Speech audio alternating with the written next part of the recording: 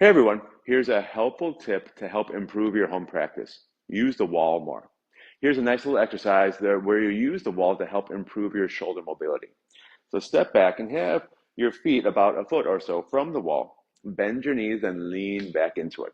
Have your lower back on the wall, shoulder blades, even your head on the wall, and then bring your arms up like a field goal unit.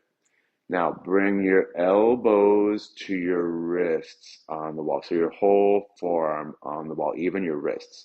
That may require you to lift your arms up a little bit. It's okay, but do that. And as you exhale, keep your forearms on the wall, but slide them down. And you'll feel the muscles around your shoulder blades engaging. Inhale, slide them up.